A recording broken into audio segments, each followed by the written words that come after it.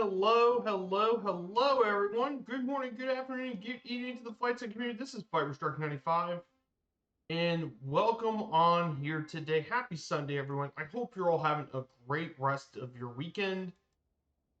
We're back here with our 50 States and 50 streams. Today, we're here in West Virginia, a place that could be only described as almost heaven. Also known as the Mountain State as well. West Virginia is definitely one of the last states on the eastern half of the country that became a U.S. state. And believe it or not, West Virginia has a really cool history to it. Unlike many other states, if you guys aren't aware about West Virginia, the western part of the name comes from the fact it was split from Virginia. But there's a lot more to West Virginia than just coal and logging. There's actually tons of things this state is pretty unique. So guys, I hope you're all having a great weekend. It's good to see you back. I know we only got one more week of streams left to go before I leave. So I hope you're all doing well. So before we get started, I do want to say hello to everyone in the chat. Hello to all the lurkers. I hope you're all doing well today. So our flight plan, we only have 2 legs for this one, believe it or not. We only have 2 legs for this stream. First, we're going to take off here from Morgantown Municipal.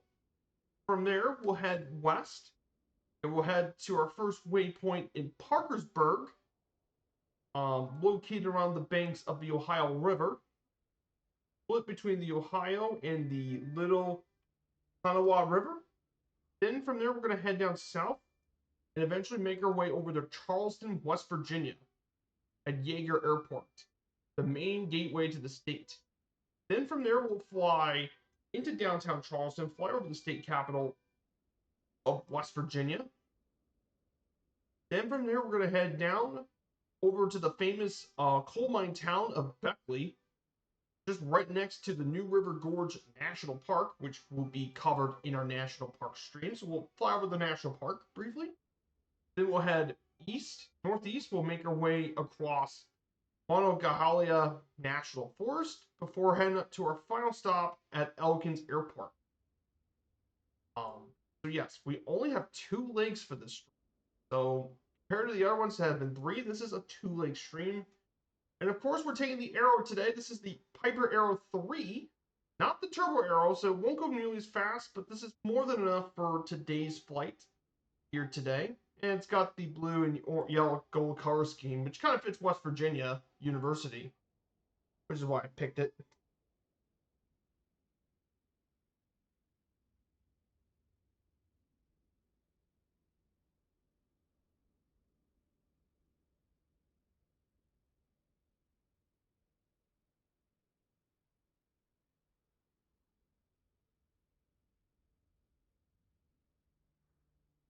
So that's what we're going to take today. So we're at Morgantown Municipal Airport. This is going to be where we're at today.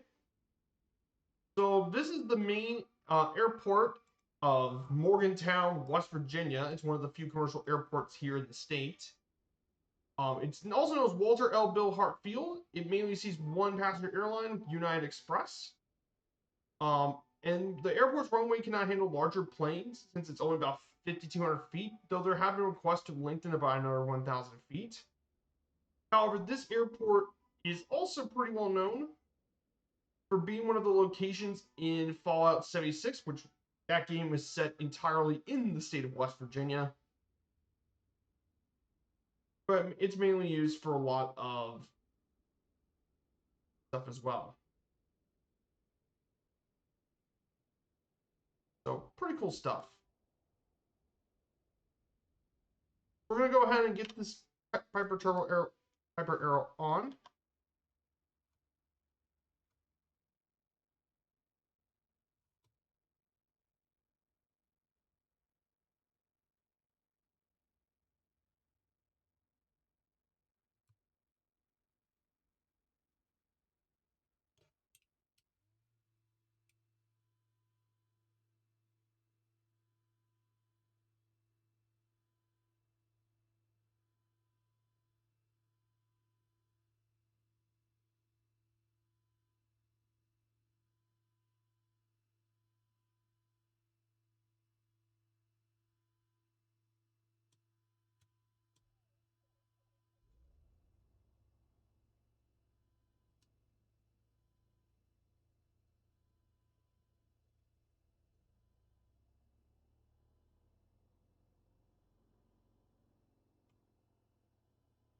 We're going to take down the chocks and tie downs. And we're gonna go ahead and prepare to take off here at runway. We're gonna take off runway 18. So we're gonna be flying over Morgantown, West Virginia, the home of West Virginia University. If you guys aren't aware about Morgantown, it's actually one of the largest cities in West Virginia. Population's 136,000, making it the third most populous city in the state, only trailing that of Charleston and Huntington.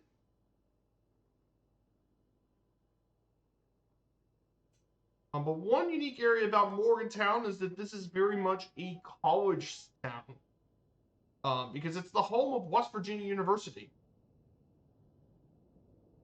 Home of the Mountaineers, of course, who produced iconic alumni in the past. And mainly this city has a arboretum, which is built on old forest growth with steep hillside and Mongolia River floodplain. And it features more than 3.5 miles of walking trails, and most of the city is accessible by a bus system. Of course, the big part about this city's culture and identity is from the University of West Virginia, which was founded back in 1867.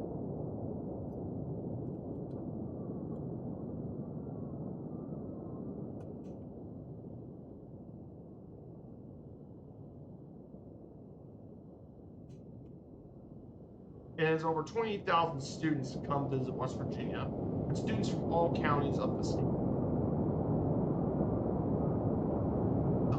Pretty cool city.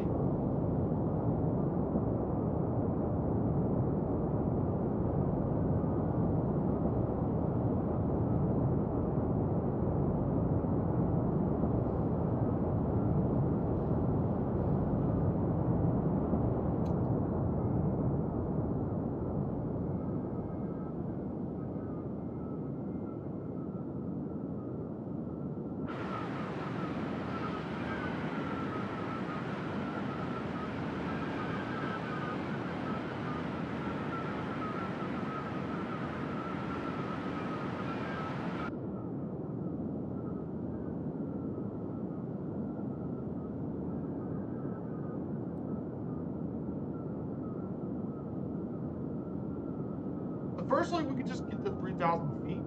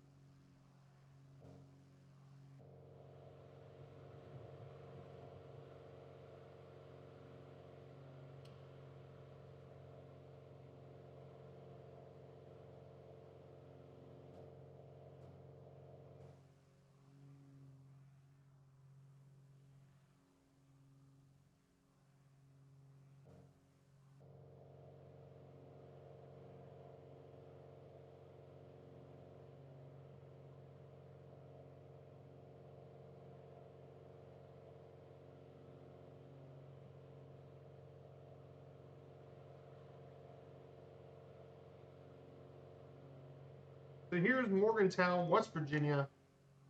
Here's Morgantown. Pretty cool stuff built right into the Mongolia.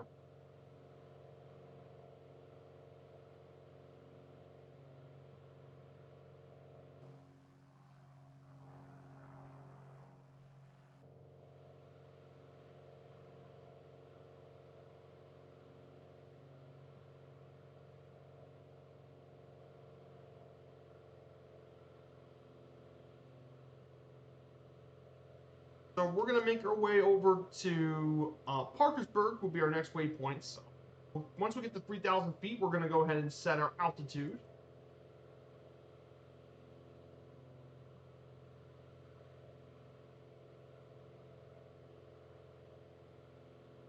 Or we could just go at 2,500 feet.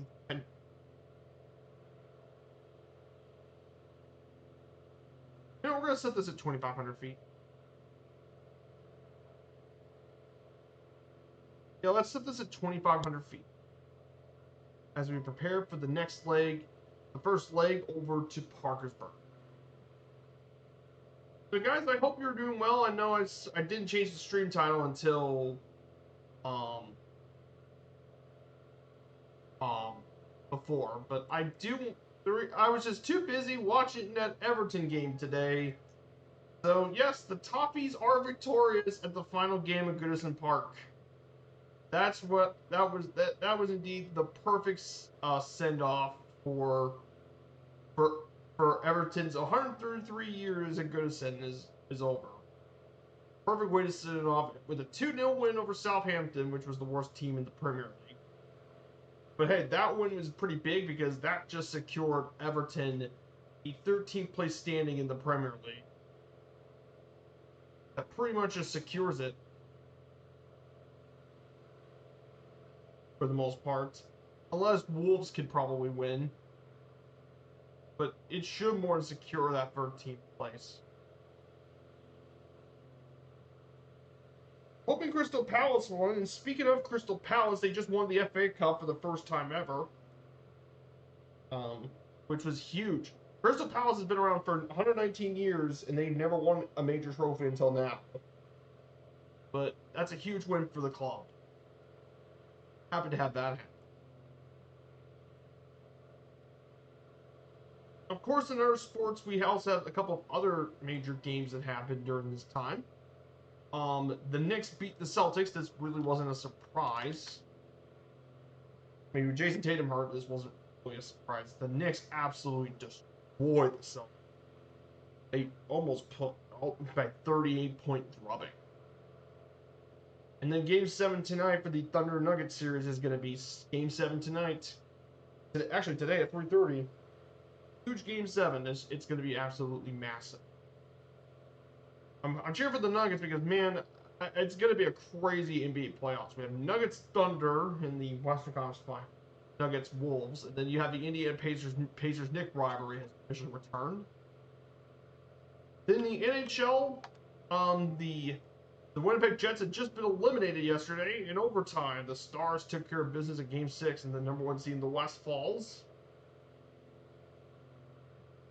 And now it will be Game 7 between the Maple Leafs and Panthers. Should be a big game for the Leafs. Hope the Leafs win. At least keeps the All-Canada Finals still pretty much alive. So, pretty big stuff. And then for baseball, of course, you guys know me as a baseball fan. The Twins have been white hot. They won 13 games in a row, and now the Twins are just 4 games back in the standings. Twins have played amazing well. They're just 4 games back of the best team in the American League this year. The Tigers have been amazing this year. I knew the Tigers would be pretty good. I just didn't think Detroit would be this good this year. It's thanks to that of Tyler Skubal, who's been... I mean, they got a lot of great tributes. Baez, Torkelson, Skubal, all on a good team in Detroit.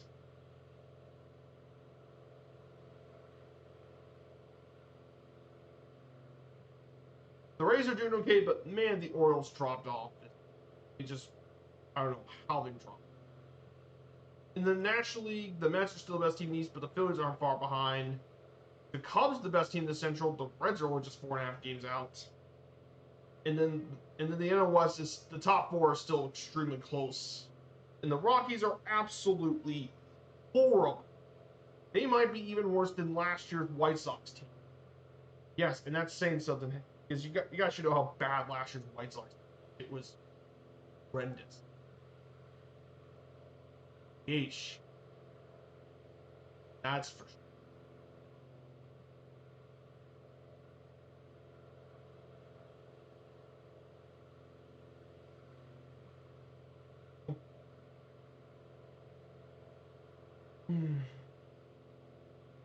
So here are some let's go ahead and talk a little bit about West Virginia as we head over to Parkersburg. Let's go talk about West Virginia for a minute. West Virginia is is a mountain state located in the southern and mid-Atlantic regions of the U.S., bordered by a couple states, including Pennsylvania, Maryland, Virginia, Kentucky, and Ohio. West Virginia is actually our 10th smallest state in the country by land area and the 12th least populous, with a population of 1.77 million people. The capital most populous city is Charleston with 49,000 people. Of course, West Virginia was admitted as was the 35th state, and believe it or not, it was actually unique because it was a major border state for the Civil War and separated from Virginia to join the Union in the Civil War. However, a lot of people know West Virginia these days. In fact, it's the only state to split from a Confederate state during the Civil War, and one of two states to be admitted during the U.S. Civil War. Of course, West Virginia is noted for its mountains and rolling hills, its significant coal mining and logging industries, and political and labor history. Nowadays, it's also known for tourism, thanks to its wide range of outdoor opportunities like skiing, rafting, fishing, hiking, biking, rock climbing, and hunting.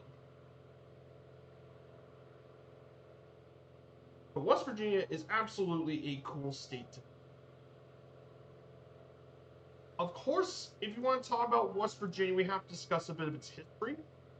So before the Europeans came around, there were many ancient man-made urban mounds from the prehistoric mound builder cultures that are still here in West Virginia, especially in the present-day areas of Moundsville, South Charleston, and all that. But the history of West Virginia dates back to its pre-indigenous people. In 2010, analysis of local stalagmite revealed that Native Americans were hunting this land as early as 100 BC. Some regional and late prehistoric eastern woodland tribes were more involved in hunting, fishing, particularly the east half of the state. The tribes that inhabited here as of 1600, for all the different native tribes that inhabited this area, were the Sioux and Monongahela culture to the north, the Fort Ancient culture along the Ohio River from the Monongahela to Kentucky, extend into an unknown distance inland, in the eastern Siouan, Kaleo, and Monoton tribes in the southeast. There are also Iroquois Susquehannock around east of the Monongahela River, and a possible tribe called the Shenandoah.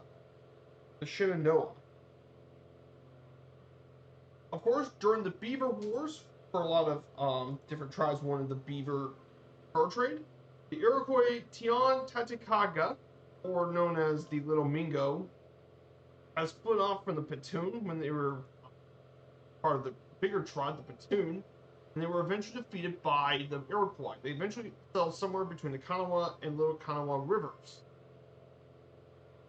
Of course, there were plenty of native conflicts for this area during a lot of the native tribes. Also, the Shawnee also came here as well during until 1750. And they were mainly influential with the Ohio River Valley.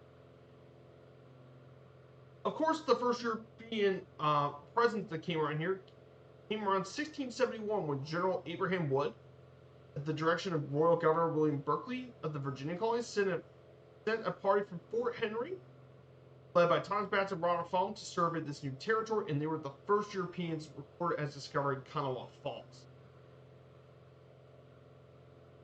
And they helped explore a bunch of this area. Eventually, there were more expeditions that took place, including that of King Charles II, which built a company of gentlemen known as the Northern Neck and took possession of the grant, which a lot of this was West Virginia. Of course, one of those other people is Thomas Fairfax. He eventually claimed possession of it.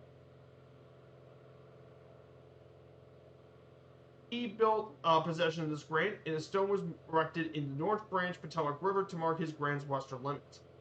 George Washington surveyed a considerable part of his land between 1748 and 1751.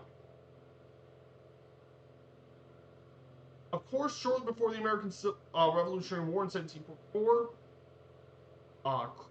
Crown Governor of Virginia, John Murray, the 4th Earl of Dover, led a force over the mountains. A body militia under the then Colonel Andrew Lawrence dealt the Shawnee natives a crushing blow during the Battle of Point Pleasant. And eventually, at the treaty camp, Comstock agreed to recognize the Ohio River as the new boundary of Virginia. Of course, Native American settlers continued tax until after the American Revolution during this time. Social conditions in the western half of Virginia were entirely unlike those in the east part.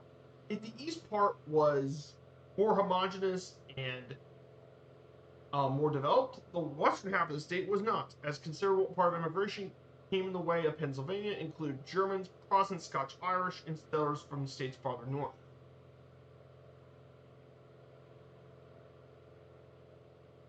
Now, there have been attempts to create a western part of the state called Westsylvania.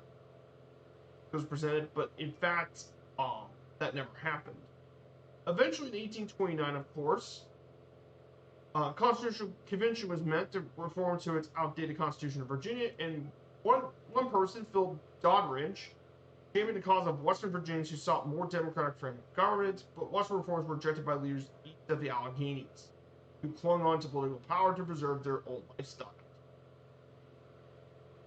And as a result, this led to more of a divide between the east and western half of Virginia. And this was further exacerbated in 1850 and 1851 when the Virginia Constitutional Convention, the Reform Convention, addressed a number of issues to those of Western Virginians, including extending the vote to all white males 21 years or older.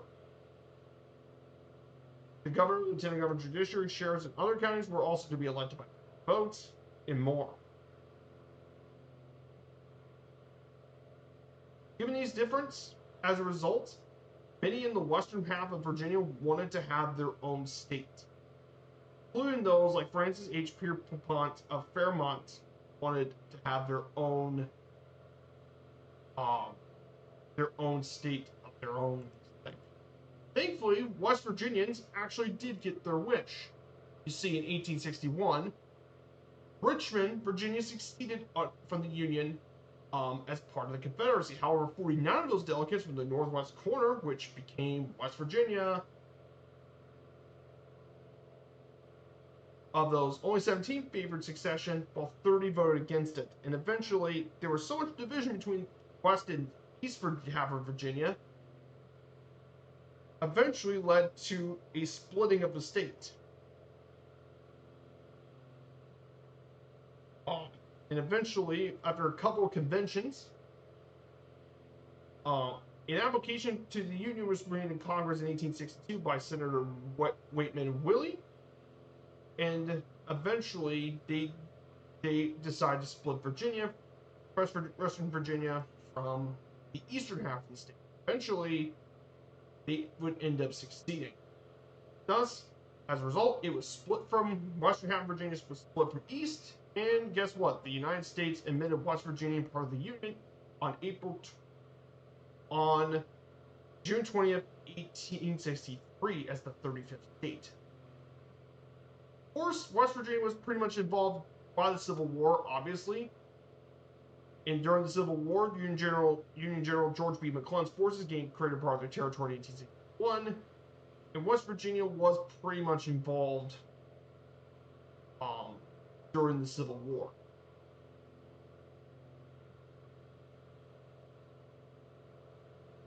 Of course, post-Civil War, the two states of West Virginia and Virginia disputed the new state's share of pre-war government debts, which occurred mainly due to the canals, roads, and railroads under the Virginia Board of Public Works.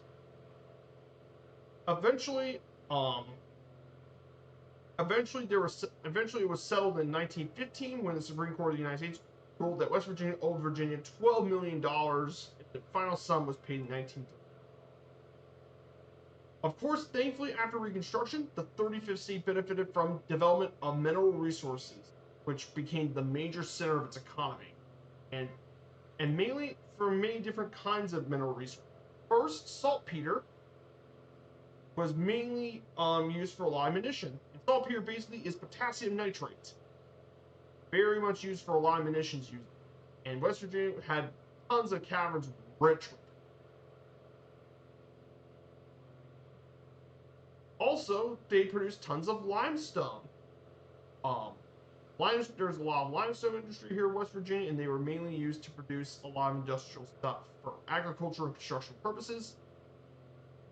Oh, hey, we have a follow here. Good to see you, Henry4671. Thank you for the follow.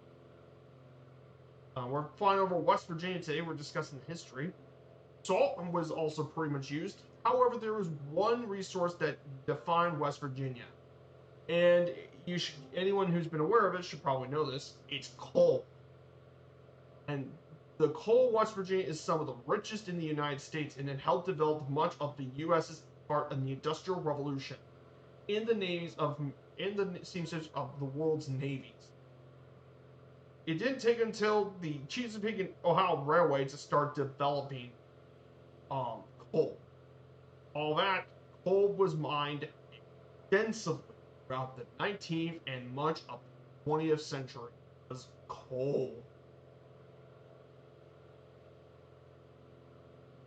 Especially in the southern part of the state. Of course, there were a lot of different plans that meet with shipping markets. However, there was collusion with different railroads as well. Of course, as coal mine related work became major employment in the states, there was considerable labor strife, causing a lot of union stuff. And even still in the 21st century, mine safety is still challenges to the states. However, one really cool part about West Virginia, though, is definitely its history. The rest of it is pretty quiet. Oh.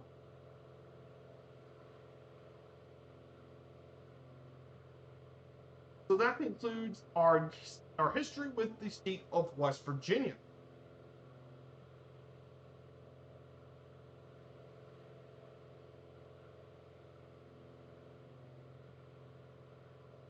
West Virginia is one really cool state. So let's look at the scenery out here today here in West Virginia.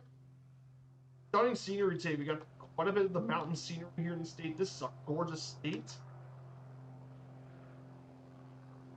Tons of amazing mountains and stuff. Really, really. So guys, I hope you all have really good plans this weekend. So for my last week of streams, I'm gonna take the Saab 340 back again on Monday. So we're gonna be back on streaming stuff here. So we're gonna be streaming back on Wednesday. I'm gonna be taking back the Saab 340 again because of the new sim update 2.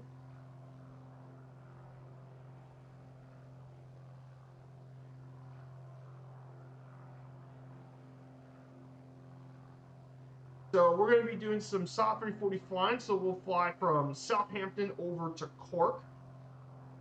And then from Cork, we'll head up to Liverpool. And the reason is simple because we're going to do some flying here.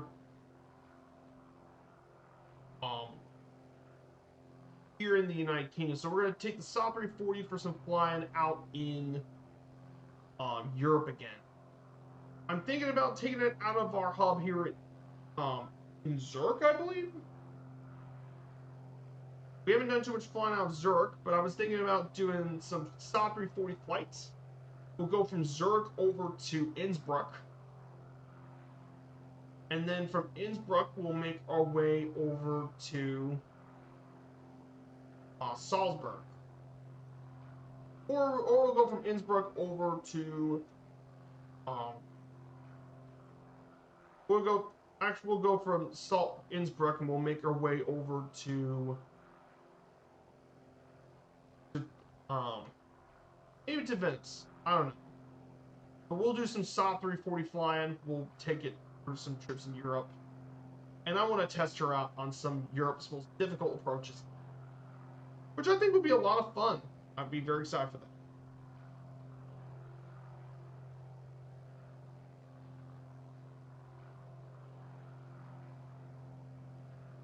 There's that too. Then of course our next 50 states and 50 streams for next week. Our next 2 states and the final 2 states we're gonna cover until I get back later in June. Our next 2 states we'll be covering will be Nevada and Nebraska. So we'll be going to explore those states.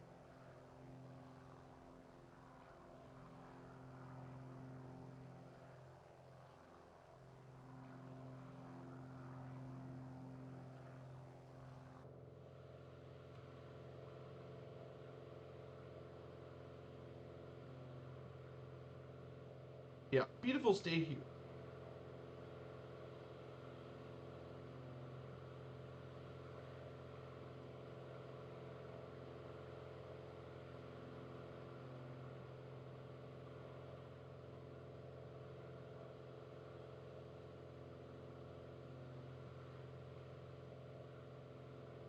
So we're just about almost to Parkersburg, West Virginia, which will be our first waypoint.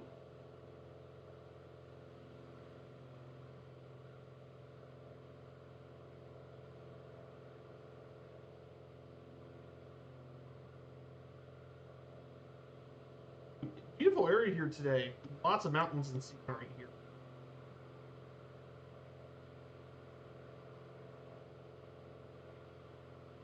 So of course,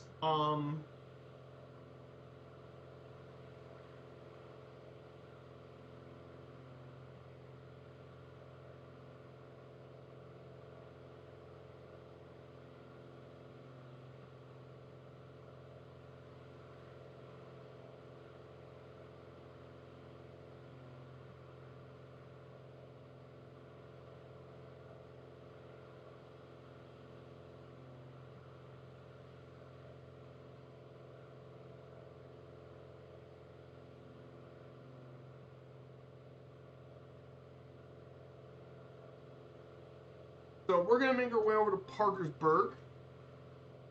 So let's see how many more nautical miles until Parkersburg.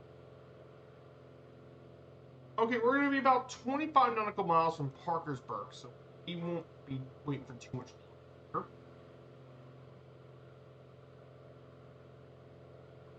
So we'll be heading to Parkersburg, which will be our first waypoint for today's stream.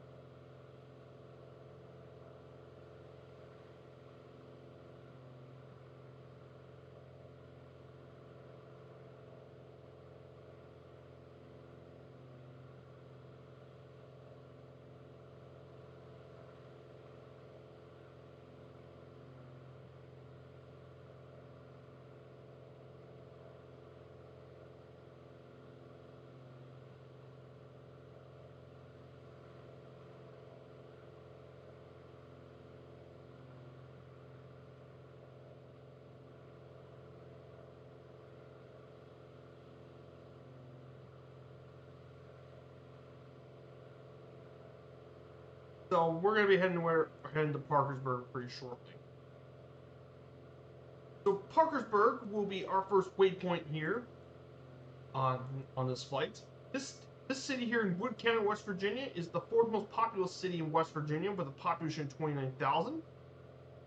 Um, this city was originally named Newport back in the late 18th century, but it was renamed Parkersburg in 1810. It was named after Alexander Parker, who was one of the people who served in the American Revolutionary War. The city was the western terminus of both the Stoughton-Parkersburg Turnpike and Northwestern Turnpike, which are major roadways that led into the state. It was also involved in the Baltimore and Ohio Railroad and the Marietta and Cincinnati Railroad.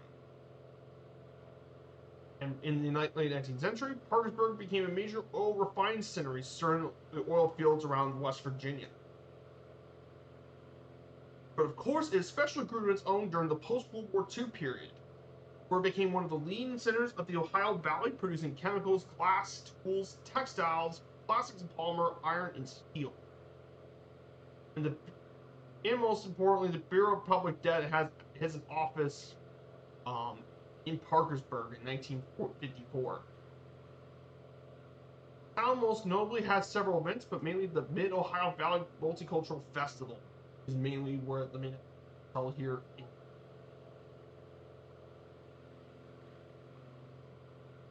So that's some of the most notable things about Parkersburg, West Virginia. So, pretty cool stuff.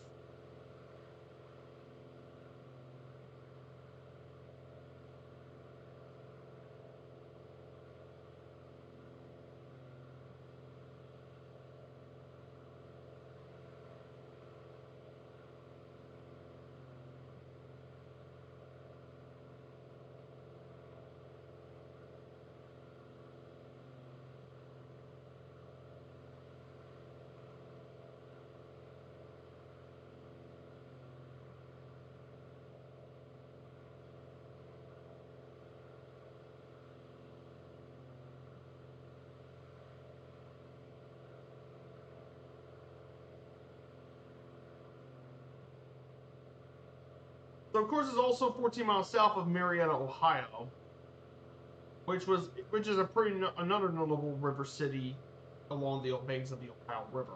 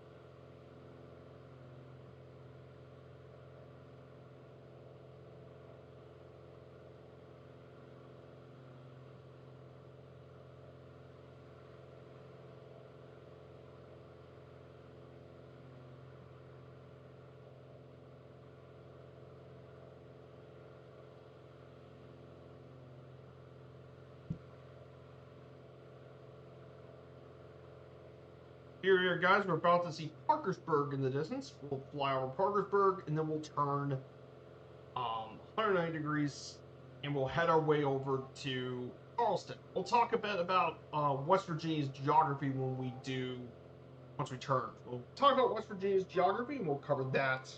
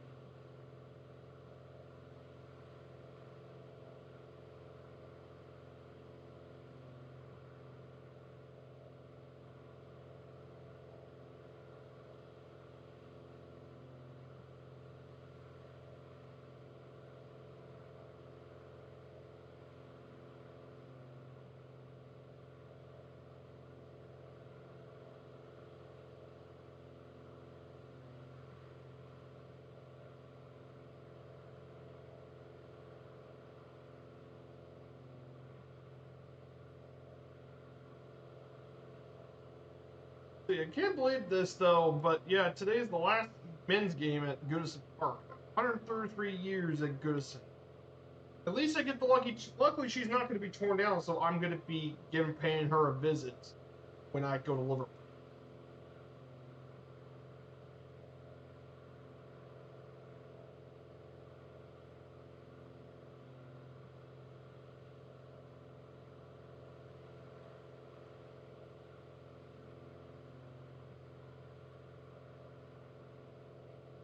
Everton, Everton, we're forever. Yeah, what a good finale.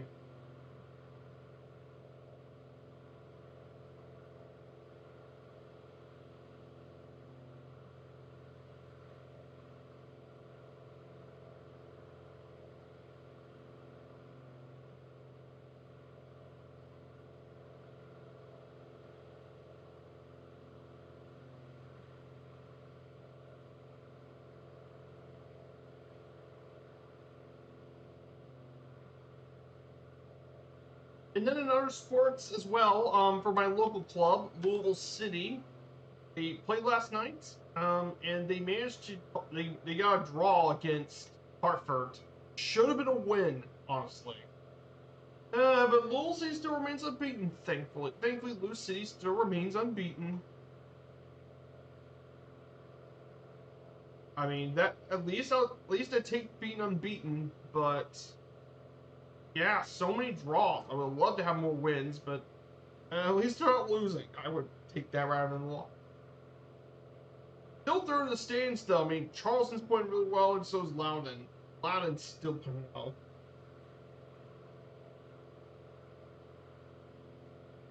He's doing pretty good for Louisville City. And then one of the other clubs I watch is the Bundesliga. Frankfurt absolutely took care of business against Freiburg. Um, this is big because, well, that just clinched Champions League for Eintracht Frankfurt now being in the Champions League, which is great because Louisville City's hosting is going to have a preseason game against Frankfurt, which is really huge. Have a Champions League opponent in Louisville is going to be pretty awesome. The home state to have a Champions League club. And then Borussia Dortmund's also joined Champions League as well. So, big win for Borussia Dortmund, so they joined Champions League. And then Europa League have Freiburg and Mons. They're going to be in Europa League. Freiburg's in Europa League. Mons is in Conference League. Relegated from Bundesliga is Holstein Kiel and Bochum. And then Heidenheim's going to be in the relegation playoffs against the second Bundesliga club, which is going to be Elversberg. And Cologne and Hamburger is going to be promoted. So Hamburg's finally getting promoted after several years. Big win for those clubs. Hamburg has been waiting for a very long time to finally be in the big.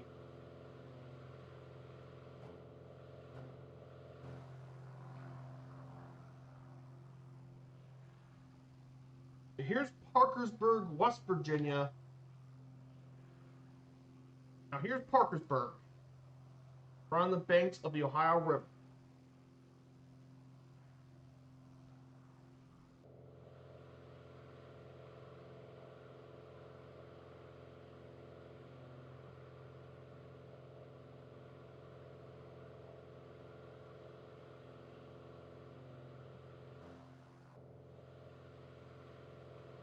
Let's go ahead and talk about geography here and what.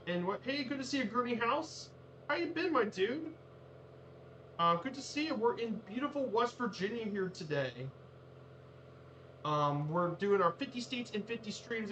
I know it's been a while since you last been in my chat, but we're doing the 50 states and 50 stream series. We'll be touring each of the 50 states. I hope you're doing well, my dude. We're covering the 35th state in the United States, West Virginia, the Mountain State. Fun fact, if you weren't here earlier, West Virginia was actually split from Virginia during the Civil War in 1863. Due to the fact that the western half of West Virginia was more pro-Union side, while the eastern half was mainly pro-Confederate. So, yeah, the two states split, and the rest became history. Oh, no worries, Gurney. I understand. Trust me, there's a lot of things going on with people in the past, but I'm glad things are going well enough for you. So let's go ahead and talk about West Virginia's geography for a bit. West Virginia. What can I tell you about its geography? Well, it's located entirely within the Appalachian region, and the state is almost entirely mountainous, which is what gives it its unique nickname. And its state motto, Montani Semper Liberi. Mountaineers are always free. The elevations of ruggedness drop near large rivers, and about 75% of the states either within the Cumberland Plateau and Allegheny Plateau regions. Though the relief is not high, the plateau region is very rugged. The average elevation is around 1,500 feet, which is the highest of any U.S. state east of the Mississippi. So yes, you can definitely tell there are mountains all over the state. On the eastern half of the state line with Virginia, high peaks in the Mongolia National Forest give rise to a lot of island of cooler climate and ecosystems, similar to that of northern New England or eastern Canada. Highest point in West Virginia is at Spruce Knob, at 4,800 feet above sea level. Of course, you can also find the amazing New River Gorge, absolutely gorgeous as a result. But West Virginia, definitely a gorgeous state with tons of scenery. And you can look at the map. Some of the really mountainous regions was really in the southern half. That's going to be the second half of this journey here. Right now, we're more covering some of the Allegheny Plateau. We'll get more into the southern part of the state once we make our way through to Charleston.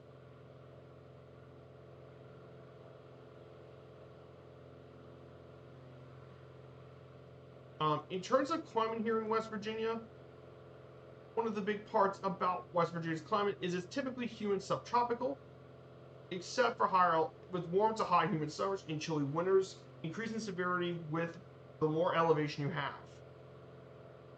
Some of the southern highland areas are also mountain temperate climates with winter temperatures that are more moderate and summer temperatures are somewhat cooler. However, all parts of the state are subject to change with weather. In the eastern half of the state, in the eastern panhandle and Ohio River valleys, temperatures are warm enough. You can see and grow subtropical plants like southern magnolias, myrtle, and even the occasional needle palm trees, as well as the eastern prickly pear cactus. Can also grow here too. Of course, average temperature precipitation ranges from less than 32 inches a year in the lower east part of the state to around 56 inches in the higher parts of the Allegheny. Of course, mainly because of the rain shadow of the Allegheny Mountain. Of course, some parts of West Virginia can be quite precipitation, mainly snowshoe West Virginia. You get around 200 days a year with rain or snow, but it's mainly used in the mountain regions. So that's just something to keep an eye on when we're in West Virginia. There is some bits of precipitation.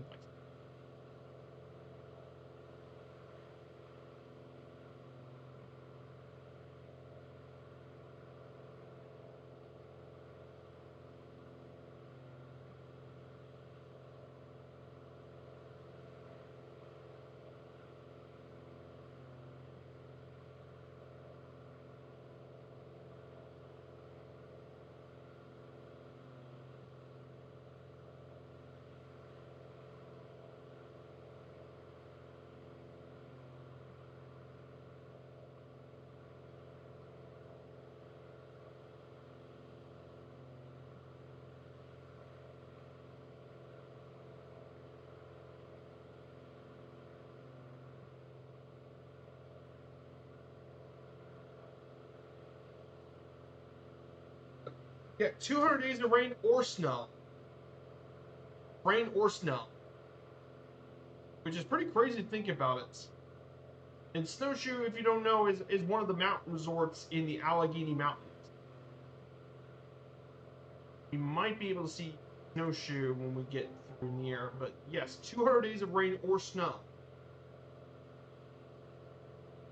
Which is quite a bit for the eastern half of the United States. Doesn't usually get a lot of that. No.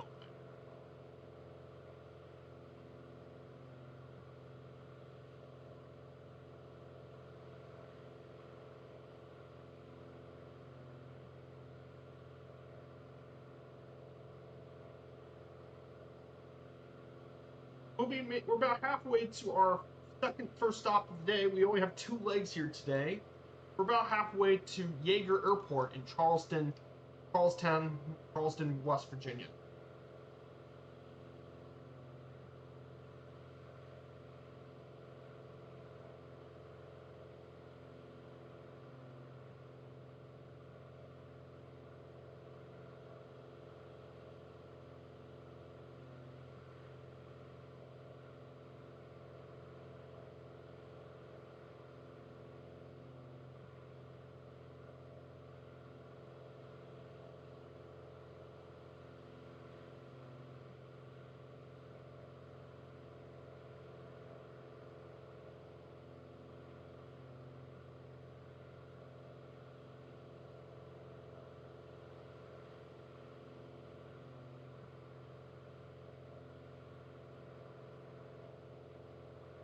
You don't remember me soon. Are we a flat roofer by... Oh, that makes sense. Yeah, flat roofers. Yeah, I can understand.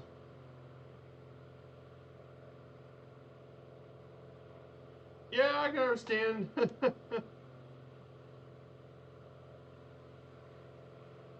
Yeah, because flat roofs get a lot of water and stuff. Exactly. Flat roofs are not really great with rain, as you can probably tell.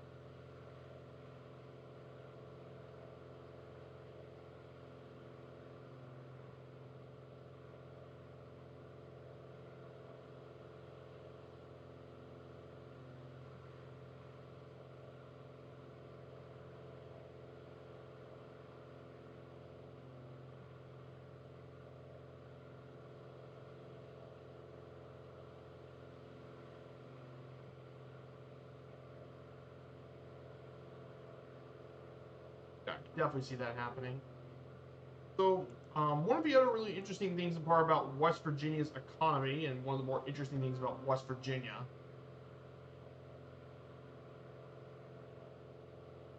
so we're going to be heading down to Charleston pretty soon. We're about halfway to our first stop, so we're going to go ahead and talk a little bit about Charleston, West Virginia. This is the capital of the state, the most populous city. But here's some interesting thing to learn about Charleston, West Virginia. So Charleston, population of 46,000. Its metro area is 203,000. It's the capital, most populous city in the state. Um, this city was founded back in 1788, when it was mainly named.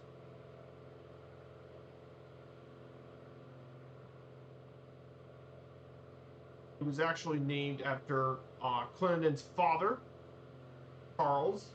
Of course, this city was mainly first built around the 17th century settlement by William Norris. He built Fort Morris around the confluence of Kelly's Creek, but of course, but it mainly grew as a major city during the 19th century, thanks to salt, natural gas, and later coal became major parts of the economy. And thanks to its location around the banks of the, thanks to its really good location around the banks of the Kanawha River, Charleston really grew with a lot of trade. Nowadays, trade, utilities, government, medicine, and education play a big role in the city's economy. Home to several minor league teams, but it's mainly known for its ties here in the States. It's home to several events and fairs, including the West Virginia Dance Festival, the NPR program Mountain Stage, which was founded in 1983. And of course, it's also home to several historic places, most notably places on the east end of Charleston and several old buildings.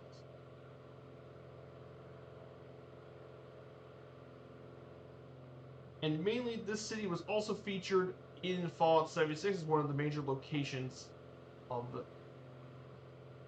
West Virginia.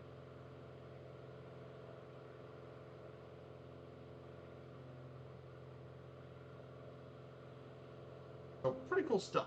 Charleston, definitely a neat little city. I drove by this city, but I never visited Charleston, West Virginia. And then of course, our first stop today is the busiest airport in the state of West Virginia, Yeager Airport. Of course, it is named after Charles Yeager, who was actually a West Virginia native, by the way. We'll talk more about him later. But it sits on the hilltop over 300 feet above the valley of the Elk and Kanawha rivers. And arriving passengers enjoy a view of downtown Charleston or the rolling hills. It's the busiest airport in the state of West Virginia. And it goes around basically about 30,000 plane employments a year. It has one runway, which is about 6,700 feet above sea level, 6,700 feet long. And it was built around 1907, and it was actually renamed to Yeager Airport in 1985 after Chuck Yeager, a native of West Virginia. Of course, some of its destinations, Charleston does fly to several destinations, including Charlotte, Washington National, Newark, Orlando, Myrtle Beach, Atlanta, and Chicago O'Hare are destinations flying out of Yeager Airport. So yeah, pretty cool stuff. I've flown into Yeager a few times. Really cool airports.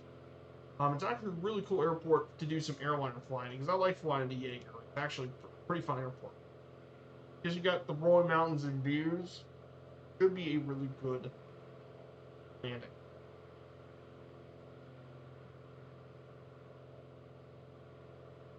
Should be a fun.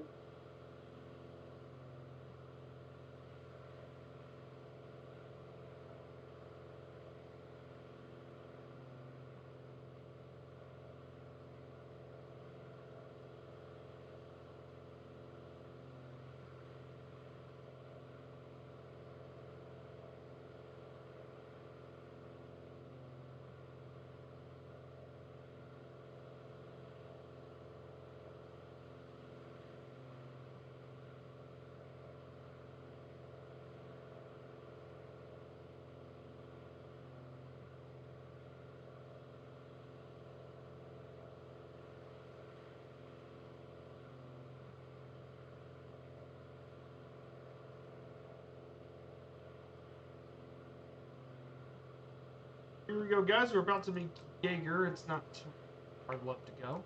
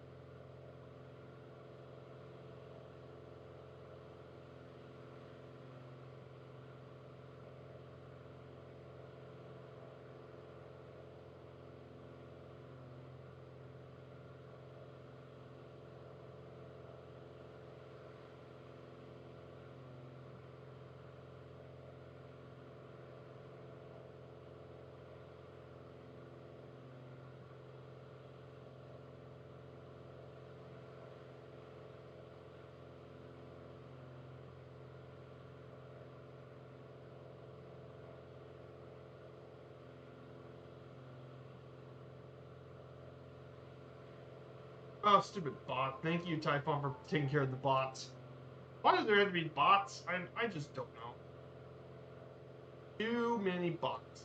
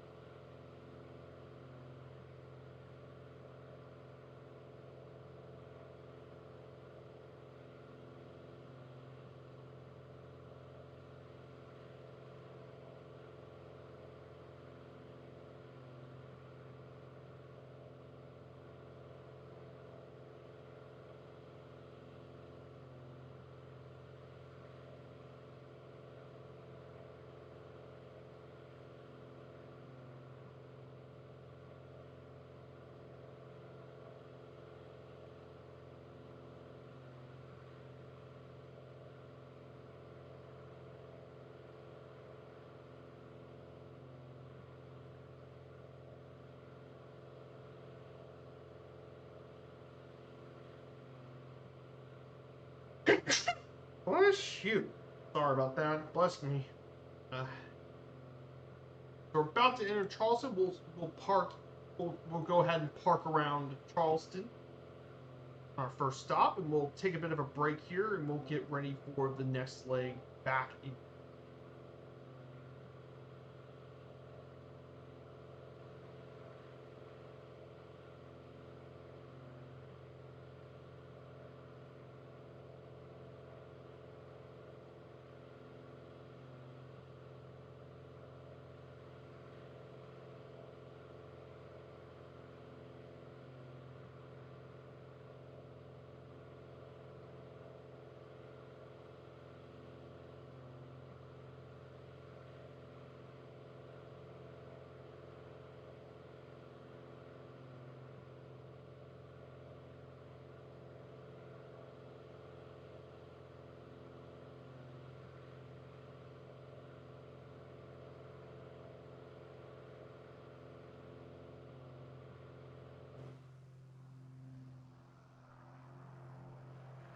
Here it is, guys. Yes, there is photogrammetry here in Charleston, so we will be flying pretty close to the capital. The next leg we'll start flying at 4,000 feet, and then we'll climb up to around 6,000 feet. As we eventually head our way down over to, as we'll head up our way over to our last stop at, we're just about 150 nautical miles from our last stop, so we're doing pretty good here. Got another 120 nautical miles to take.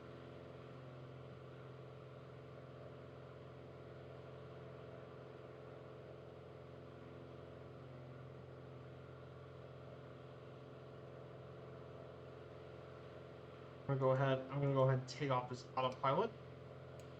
Autopilot off.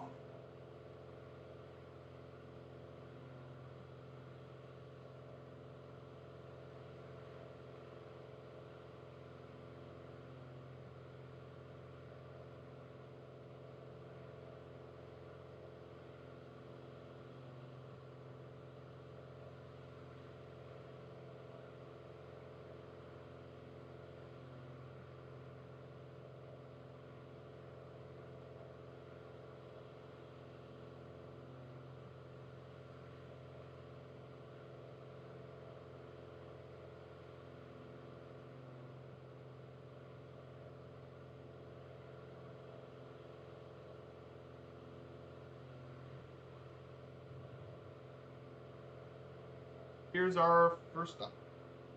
Bigger.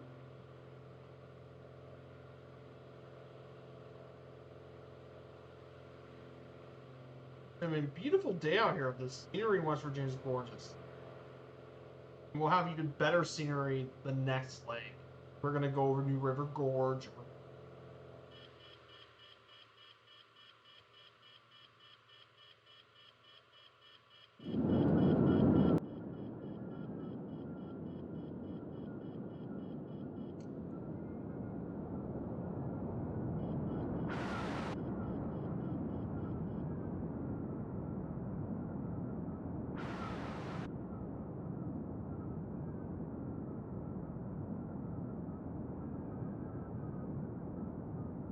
There we are.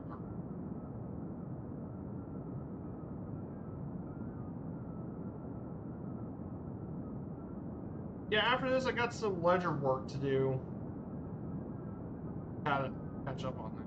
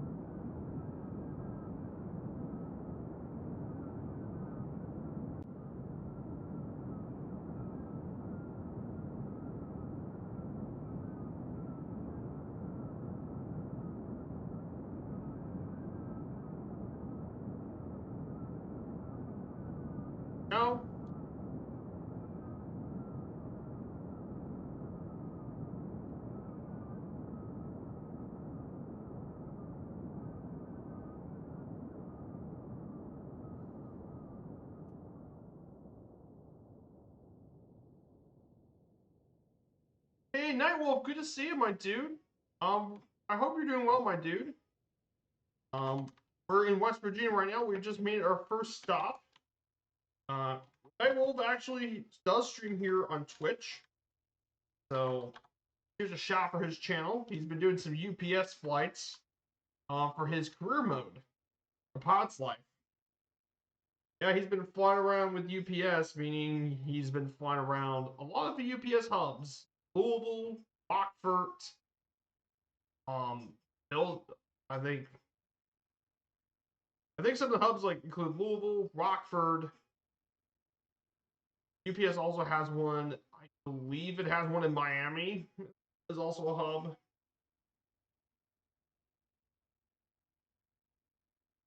And a couple of other places. But yeah, definitely check them out.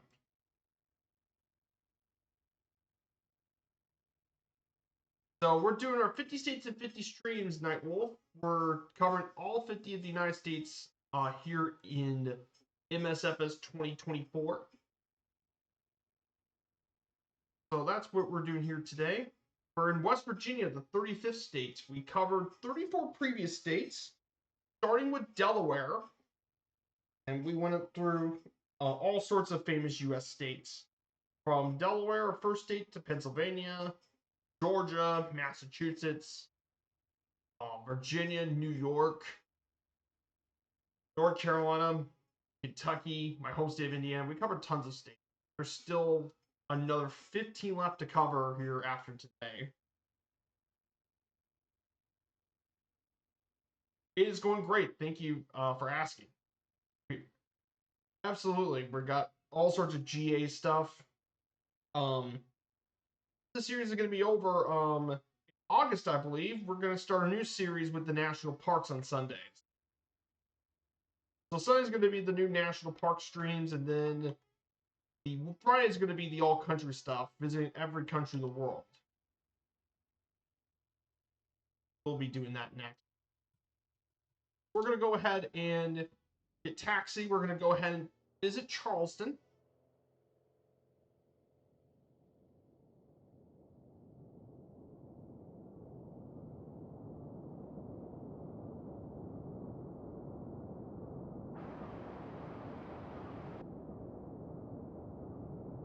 Here, guys, Charleston, West Virginia.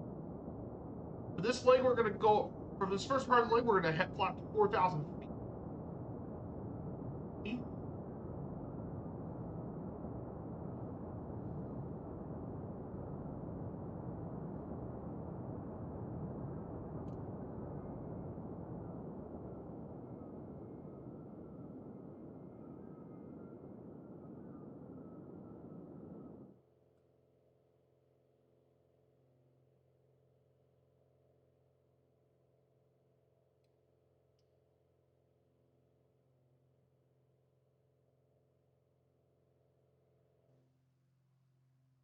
Here it is, guys. Charleston. This recently got, I think this got into a previous city update or U.S. update, I believe. Charleston's now a photogrammetry city.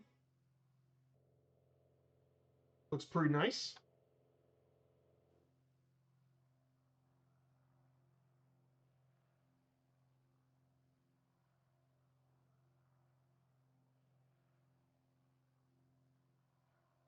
Here's downtown Charleston.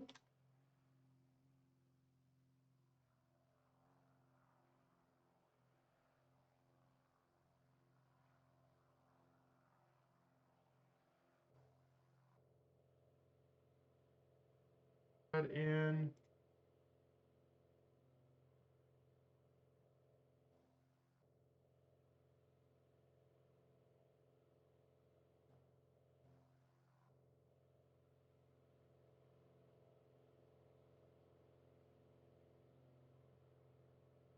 oh, by the way, I also post all this information in my Discord, by the way.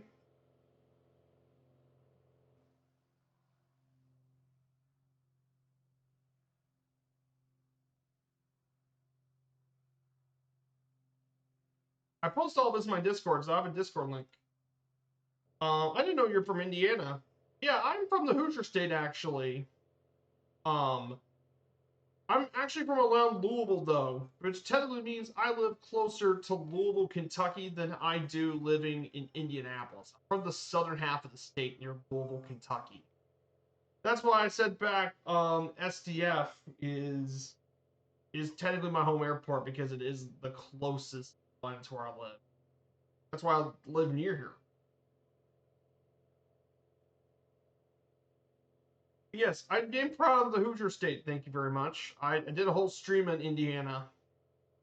There, people think Indiana is all just about cornfields, flatness, and and all sorts of stuff, but that's not true. Indiana is actually pretty much more than just.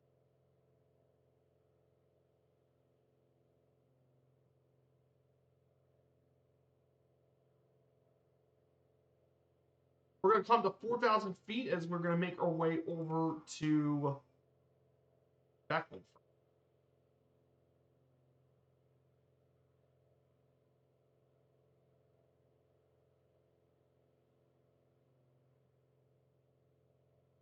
Yeah, I love doing this sort of stuff. I love covering the 50 states because each state has its own story to tell.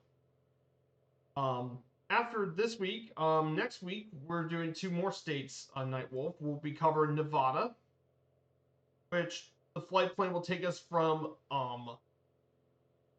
gonna take us from around Boulder City. We'll fly through Las Vegas, and we're gonna head our way over from Vegas over to Reno.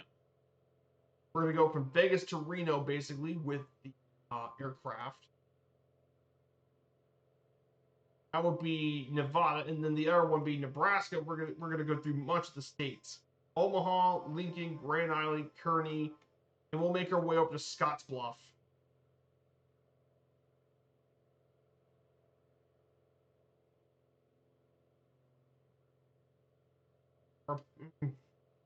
That's what we're doing for next week.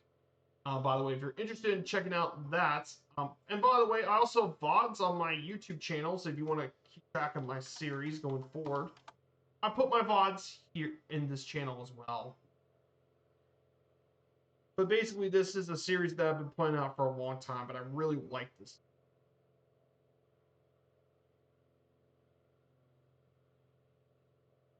So, scenery here is absolutely gorgeous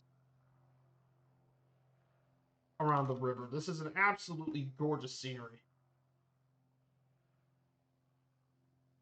As we fly through pretty much the Ohio River.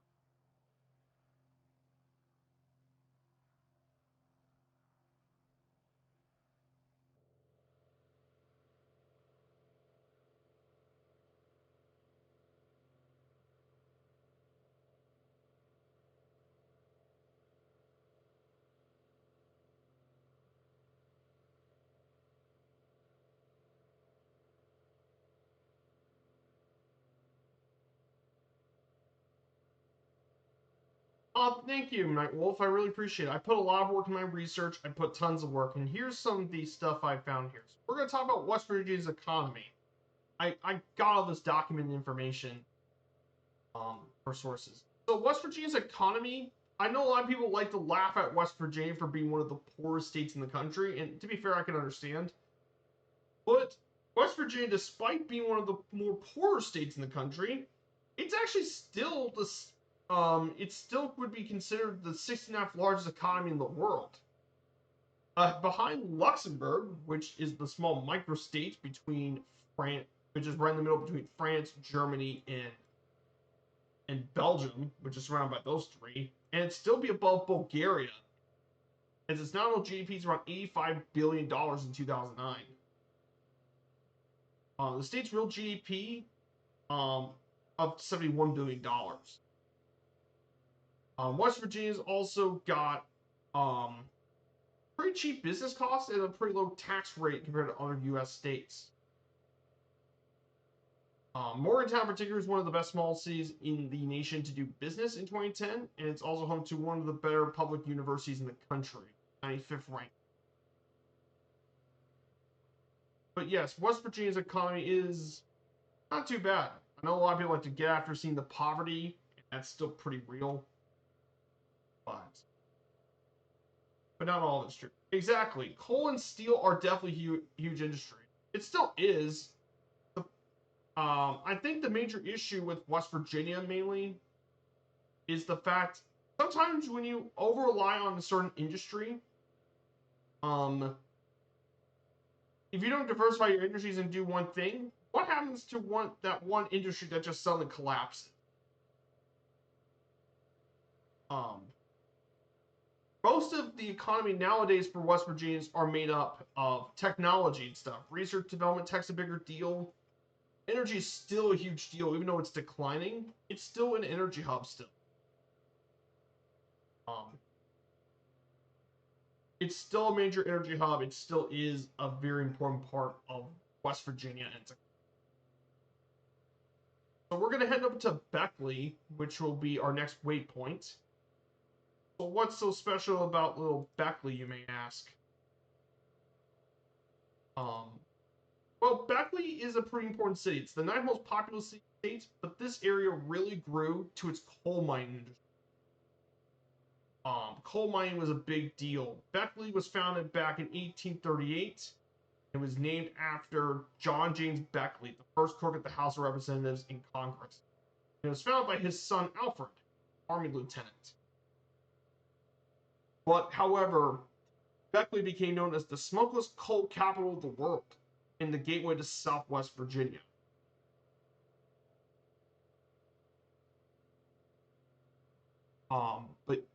But coal became a big part of its economy, and you can even find a preserved coal mine in the city, the Beckley Exhibition Coal Mine, that does daily tours and history lessons on the history of coal mining in Appalachia.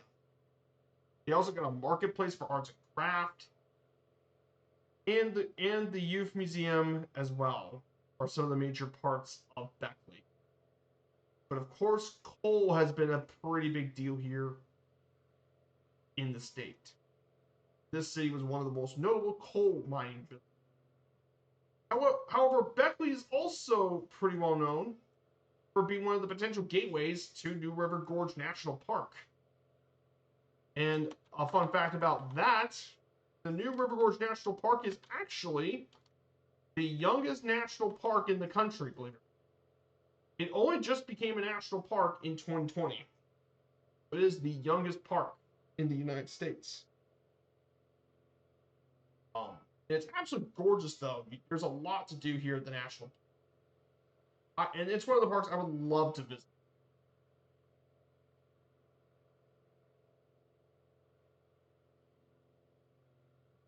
So, pretty important stuff, and we'll get to intently look at the scenery here. Now, this is where West Virginia gets really pretty. You fly to the southern and southeast parts of the state. That's where West Virginia gets gorgeous. There is no question about it. This is where the state gets. No wonder John Denver almost calls it almost heaven. It makes sense.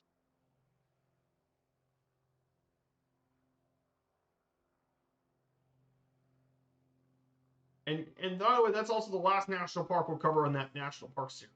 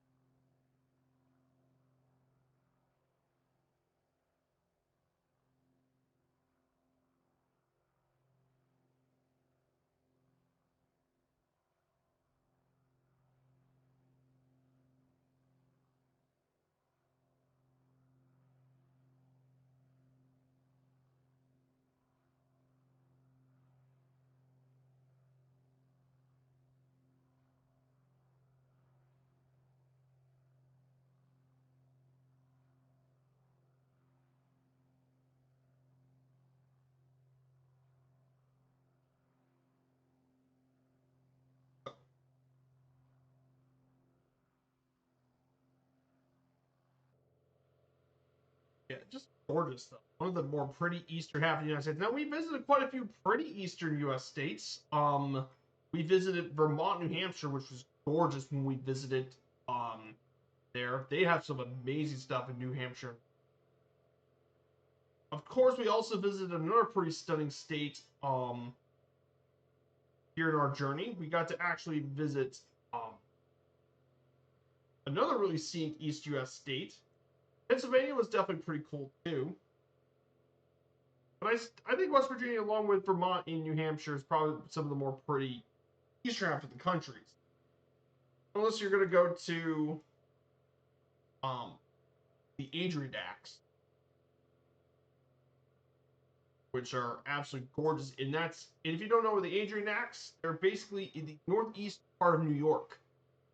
Um, it's basically like the Smoky Mountains, but for the northeastern half of the country.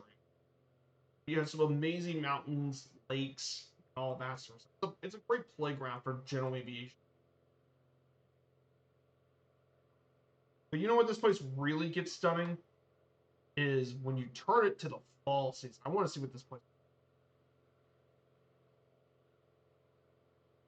Let's shift our date time of year.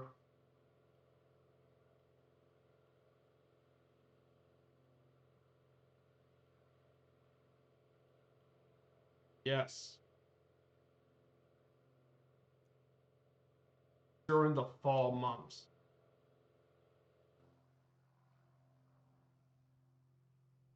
Is when this place really gets around. Because New River Gorge National Park during fall is really pretty. I'm going to go ahead and change back the time. Change this back to May. New River Gorge, there's tons of things to do here in the park. But most notably, this is an amazing whitewater rafting park for whitewater rafting. I don't think you're going to find many national parks that are better with rafting.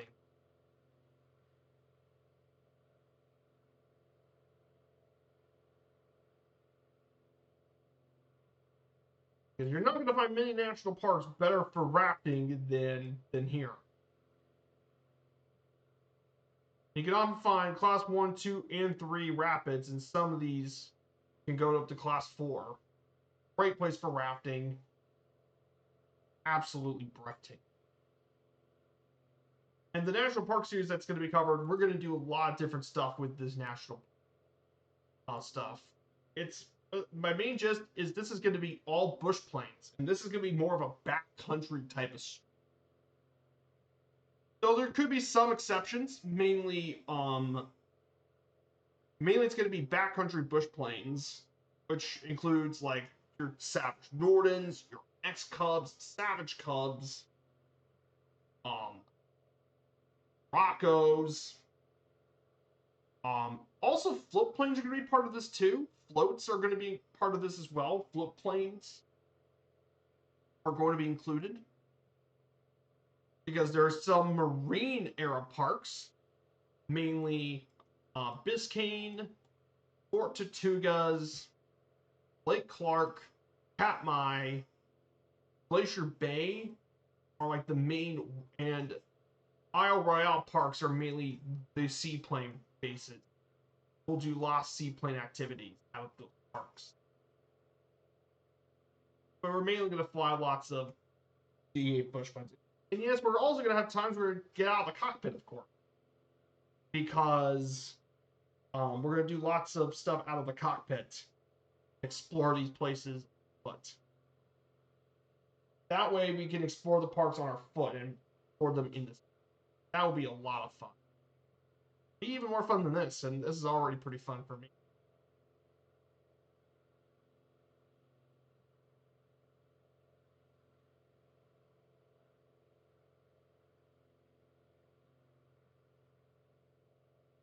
So here it is, guys. If you look to our left, you can see the New River Gorge National Park. Now, of course, from here we'll fly up, and we're going to climb up to 6,000 feet. Because we're going to get through to the Allegheny Mountains, southeast part of the state. That's where the hilliest part of the state comes.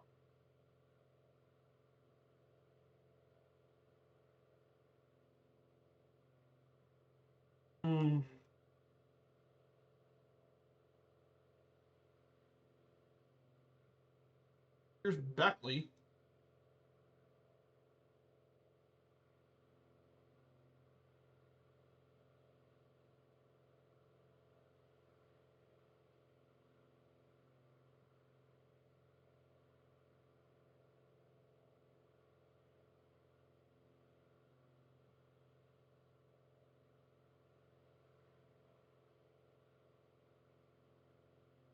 Oh, thank you for the subscription there, Nightwolf.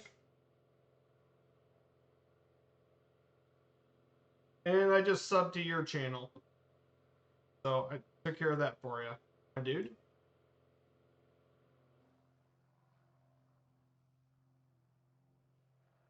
I've also posted plenty of my other VODs for other series in the past, too.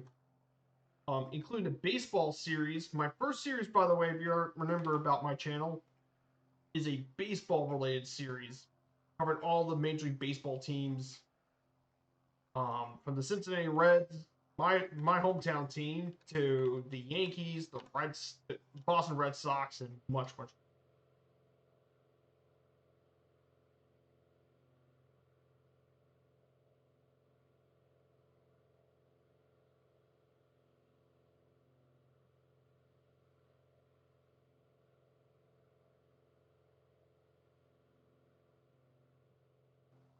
Here it is, guys, the new River Gorge National Park.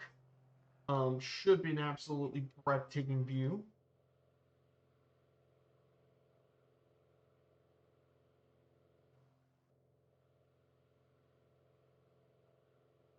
Here we go. We should look out to our window. We can see the Gorge National Park. Of course, the main landmark here at the park is the self titled New River Gorge Bridge.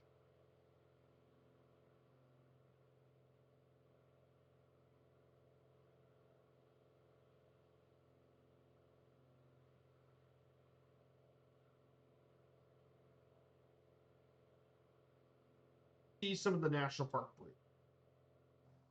Here it is. Look at the beautiful view of this bridge.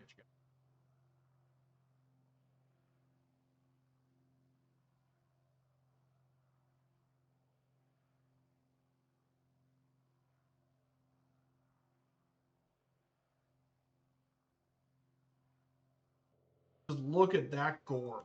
That is insane. Just imagine doing a river run through this area. Ah, no worries, now we'll take the time needed to.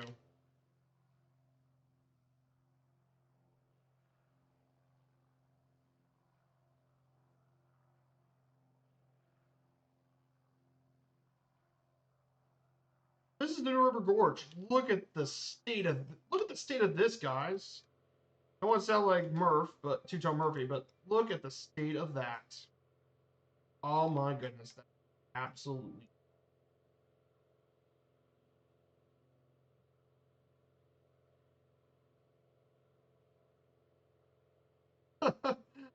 Oh, that's a gorgeous national park if I see. Now, I've been to a couple of national parks before. I've been to actually Acadia, which is one of the first national parks we'll cover in our series.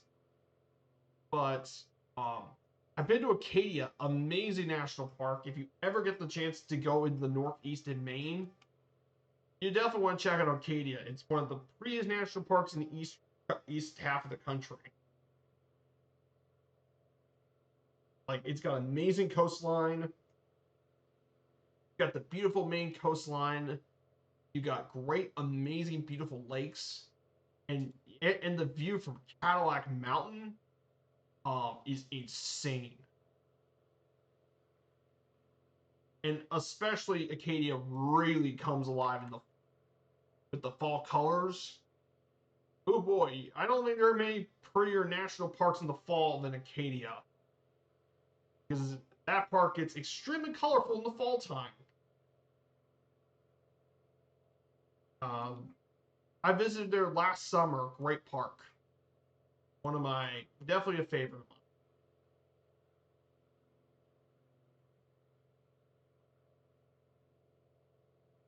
mine. So, yeah, it is absolutely beautiful area. That's why I love doing the National Park Series, because I really love GA, and I love that.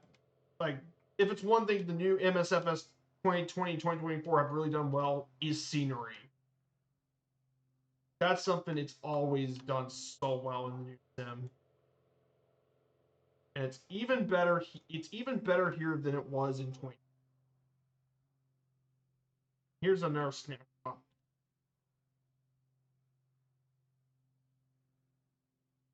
And I posted all this in the Discord, by the way. If you do Expedition Discord, I post all the pictures of the series in my Discord. We have, but Jesus, that's gorgeous. Oh man. Ah, what a view.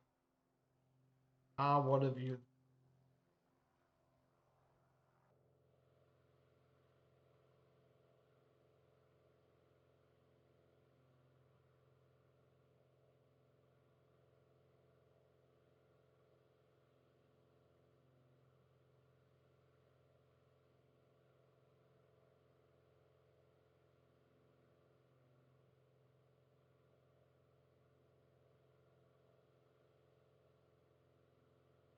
So we're going to be covering more about West Virginia's economy as we head our way to Elkins.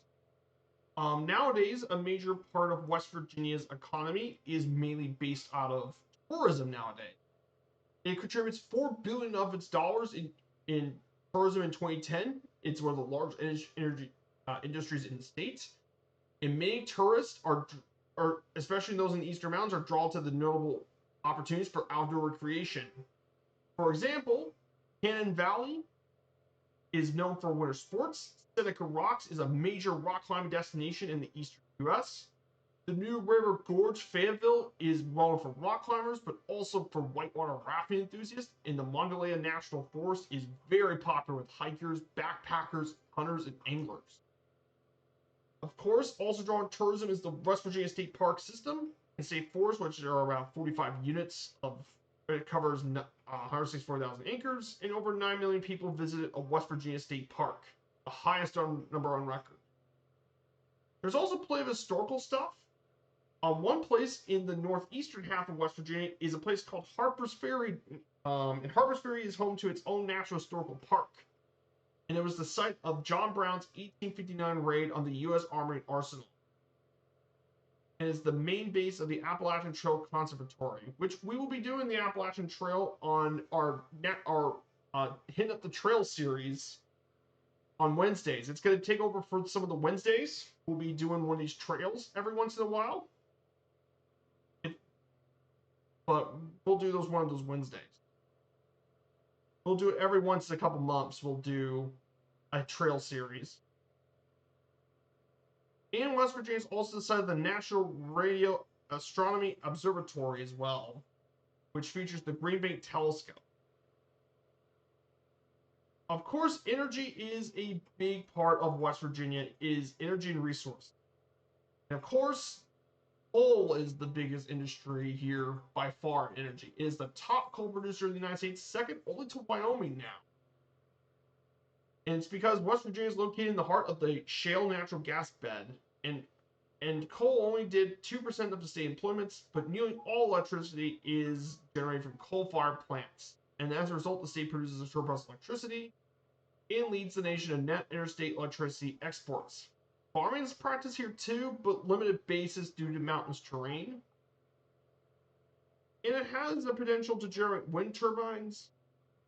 But again, with coal producing so much of its economy, I don't think anyone's really that surprised not to see coal be such a major producer in this state.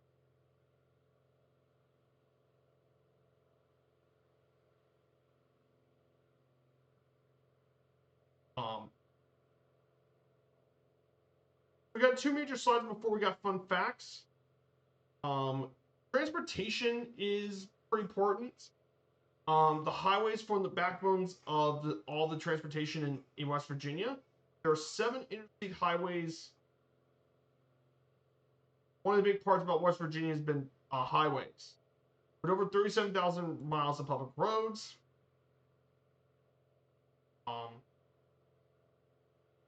Of course, what commercial air facilitated is only for limited cities, but the most notable being Charleston and Morgantown. There are 7 interstate highways that cross through West Virginia, mainly I-64 from the east in access for Kentucky, I-77 from Virginia. We also have I-68 in Morgantown, I-79 which enters from Pennsylvania, I-470 bypassing Wheeling, and I-81 are the major highways and roads that cross through West Virginia. Rail lines used to be more prevalent in the state, but of course, many rail lines have been discontinued due to increased automobile traffic, and most of the railroad tracks are now turned into rail trails for recreation use. So the coal producing areas still have their railroads at capacity. There are a few commercial railroads, but not as much anymore. One interesting challenge for West Virginia is due to its mountainous nature. West Virginia has several notable bridges and tunnels. And of course, there's no bridge more famous in West Virginia than the New River Gorge Bridge, which at the time was the largest single steel arch bridge in the world with a 3,000-foot span. And it's built near Fayetteville. It took it opened back in 1977, and it took 3 years of construction from 1974 to 1977. For around $37 million, which is now equivalent to $145 million in today's currency. But you can do a lot of stuff on the bridge, apparently. People have actually done grappling and base jumping.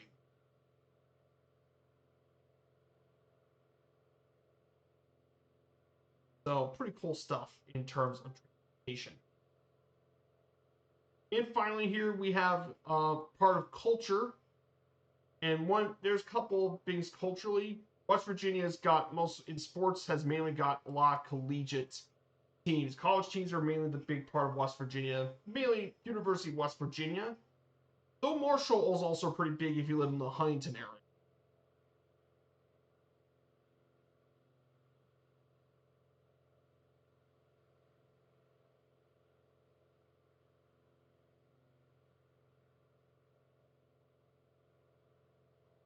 But of course, West Virginia is most well known for its musical traditions.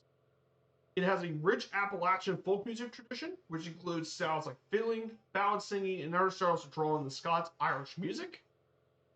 There's a major arts center in Fayette County in Clip Top called the Camp Washington Carver, and it hosts the annual Appalachian String Festival, which brings a lot of Appalachian folk heritage.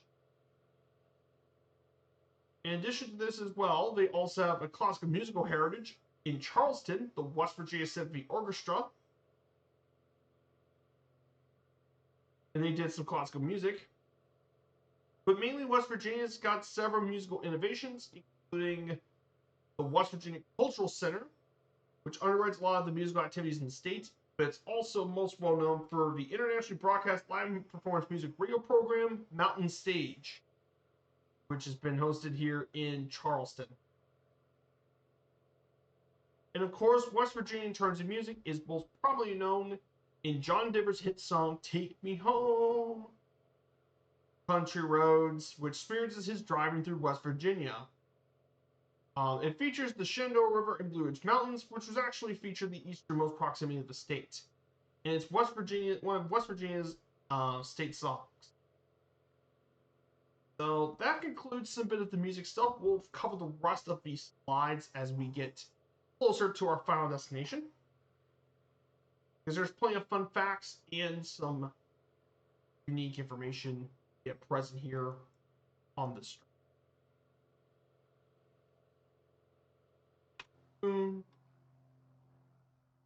We're getting more to the Allegheny Mountains. Absolutely amazing area here in the sim.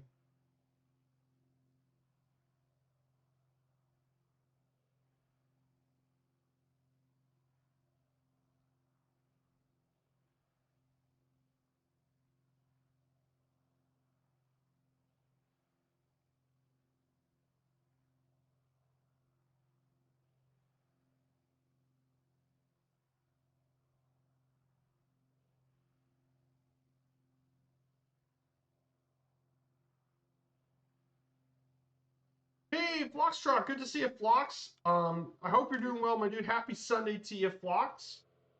So, Floxtrot, a good friend of our stream, amazing dude. Thank you for coming this morning. We're in beautiful West Virginia today in the Piper Arrow. Yes, this is the Piper Arrow they brought into the new sim finally. Really cool plane. I'm happy to have that back in the sim. One of my favorites from it. I've done a lot of streams in this plane.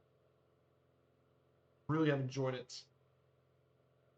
We're heading to our final leg at Elkins Airport. We started in Morgantown. We went to Parkersburg, right in the northwest part of the state at Parkersburg. Then we head south through Charleston. Then from Charleston, we went to Beckley, right next to New River Gorge National Park. And we're now heading east over to Elkins. Oh, nice. Getting some coffee, no worries. Out on the west coast.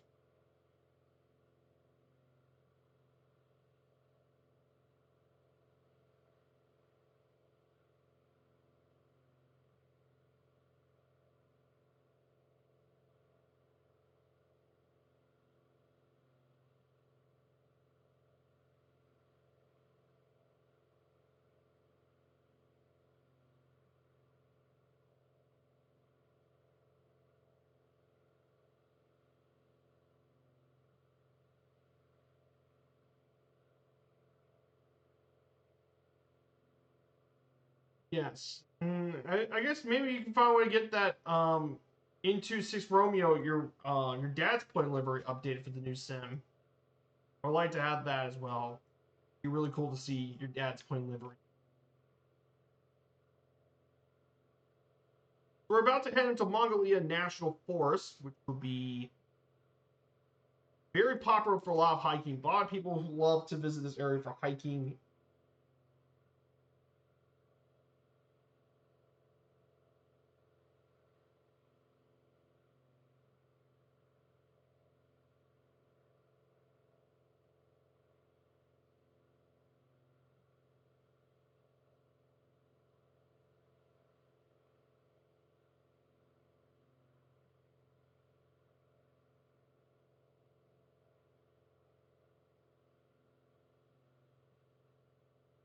But there's some really beautiful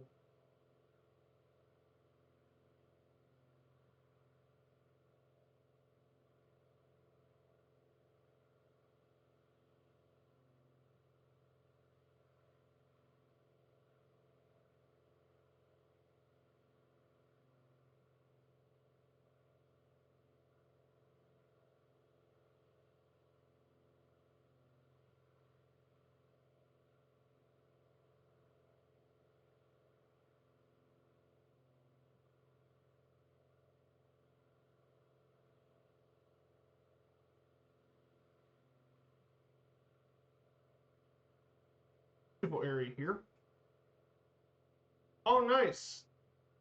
Yes, it definitely needs to get converted because that's your dad's livery. That's very important for you, Blocks. So we're just 59 nautical miles out from our final stop here at Elkins Airport.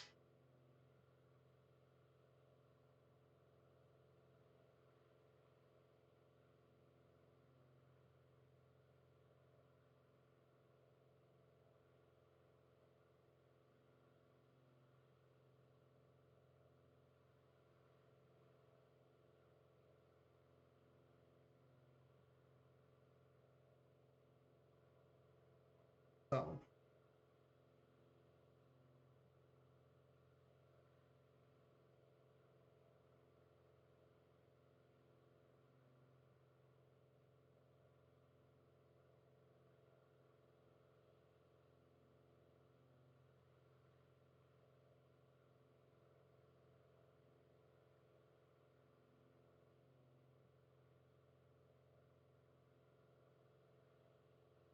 So let's go ahead and cover some state fun facts here about West Virginia. The Mountain State has some really fun facts that I think you guys should probably learn more about. The Memorial Tunnel in West Virginia was the first in the nation to be monitored by television, opened back in November 8th, 1954.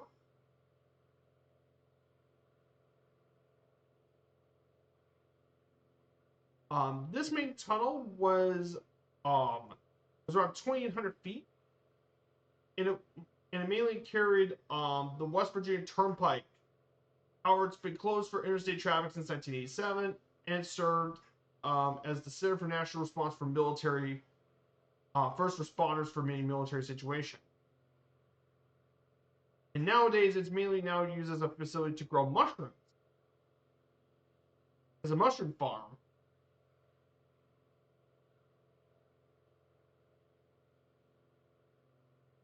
The next fact was Moundsville was decided the continent's largest cone-shaped prehistoric burial mound.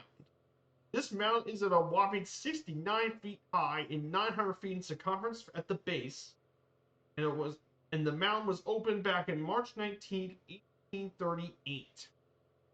Yes, it is absolutely enormous. The first steamboat in the United States was launched by James Rumsey in the Potomac River at New Mecklenburg, or now known as Shepherdstown, on December 3rd, 1787, and basically changed much of the travel among America's rivers. Of course, at home there has been a very famous steamboat, the Belle of Louisville. He often does a lot of sailing out of the port. The old Belle of Louisville riverboat. But yeah, steamships were pretty well known. There was a naval battle that was actually fought in the state during the Civil War when U.S. Navy armored steamers were actively engaged in the Battle of Buffington Island near Ravenswood in July 19th, 1863 against the Confederates. So yes, despite being a landlocked state, it did have a naval battle because they did fight in the rivers. Stone that was quartered near Hinton, contributed by West Virginia for the Washington Monument, arrived in 1885, and basically, yes, the stone that was made for that monument, the Washington Monument here in D.C., the big giant spike, yeah, the limestone was from Hinton, West Virginia. Pretty cool, huh? And our last fun fact here is the fact that the first spa open to the public in the United States opened at Berkeley Springs, which is now was then known as Bath, West Virginia, in 1756. So, pretty fun facts for you guys, and I got them all for the 50 states here on the channel. So here are some very famous people from West Virginia. There's actually a couple of them. Of course, the legendary Kansas City Royal beat star George Brett, possibly one of the greatest third basemen in baseball history, played from Glendale, West Virginia. Offer Pearl S. Buck from Hillsboro. Star soprano Phyllis Curtin from Clarksburg. Actress Joanne Drew from Logan. The infamous Confederate General Thomas Stonewall Jackson from Clarksburg. Publisher John S. Knight from Bluefield. Actor Don Knotts from Morgantown, West Virginia. Huntington's note got Peter Marshall, famous TV host. In Wheeling, you can find soprano Eleanor Steber. Then you have naval officer and scientist Louis W. Strauss from Charleston.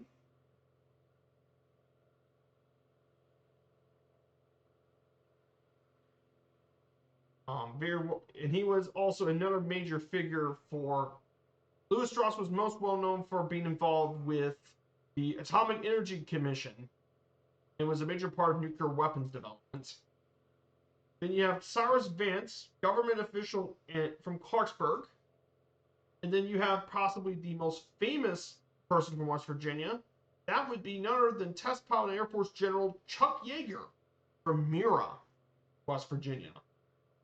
And you guys know Chuck Yeager for being the guy who broke the speed of sound. But believe it or not, while a lot of people know him for his breaking the sound barrier, he was actually a very successful pilot in World War II. He shot down 11 enemy aircraft, and he was actually he even became an ace in a day status, as he shot down 5 more aircraft in a day. But of course, y'all know him as a test pilot. He flew the Bell X-1, broke the sound barrier, but he was also involved as a commander for various flight squadrons in Germany and Southeast Asia. And he only retired in 1975. He's one of the greatest pilots ever. And there's also Steve Yeager. He's from Huntington. He is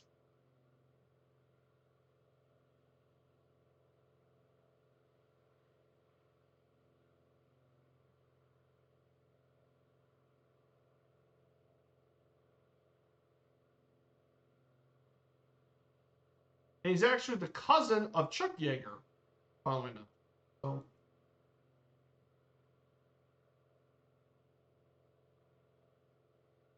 and, and Steve Yeager was actually most well known for being the World Series MVP in 1981, helping the Dodgers beat the Yankees.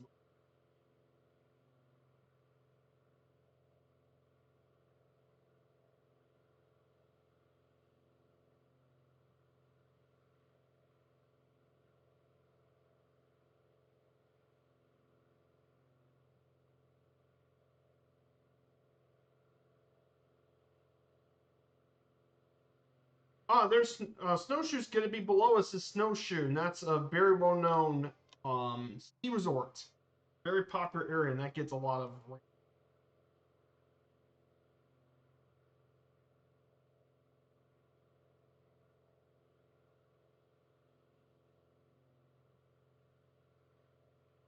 Hey, no work, Gurney House. Thank you for coming on today. Um, thank you so much for coming by, Gurney House. I hope things go well for you, and I hope to see you again soon. Take care, my dude. Yeah, Steve and Chuck are actually, yeah, they are related. They're cousins. They're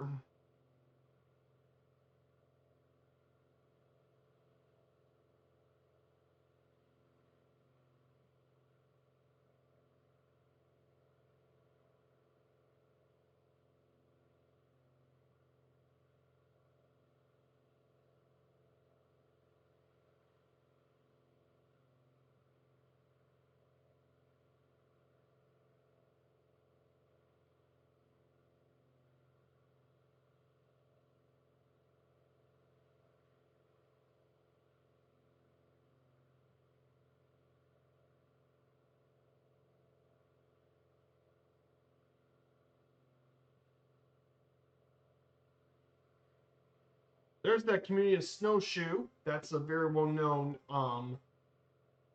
ski resort I was talking about earlier.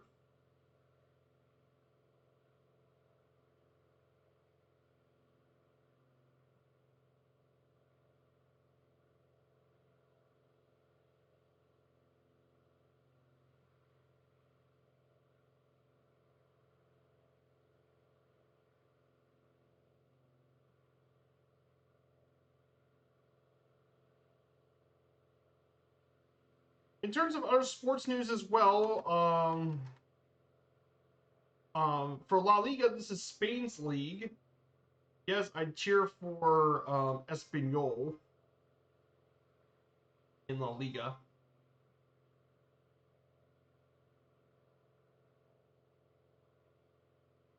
Looks like Barcelona won La Liga. Yeah, it's usually been dominated by either Real Madrid or Barcelona, FC Barcelona. But the club I support, Espanyol, 16th, so they're not getting relegated, thankfully. But Barcelona, Madrid are basically secure. It um, looks like Madrid, Bilbao, and Villarreal have secured, mostly secured their Champions League spots. Europa League will see Real Betis and Celta, and then Vallecano could be your Conference League. So doing pretty good for La Liga out in Spain.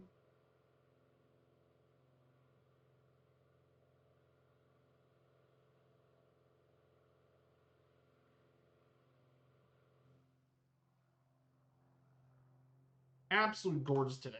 It's a beautiful area. We're going to go ahead and once we head to our waypoint, we're going to turn out west. We're going to turn west into 10 degrees. We'll make our way to Elkins to wrap up the street. This is an absolutely gorgeous scenery today here in West Virginia. We had some amazing scenery all day. Gorgeous place.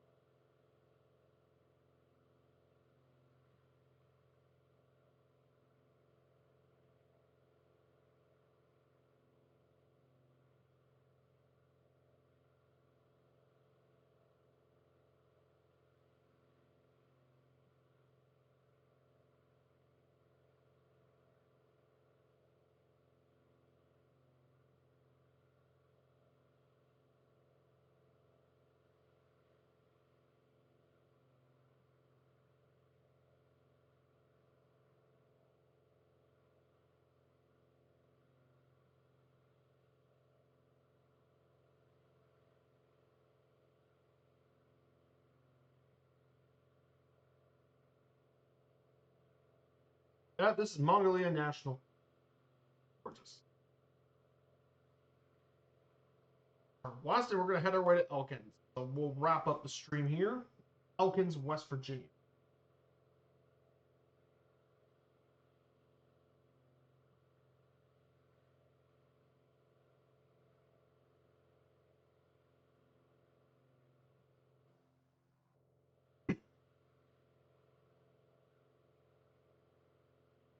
Elkins will be our very last stop of the day. We'll be in Elkins. Elkins, West Virginia is population 6,950.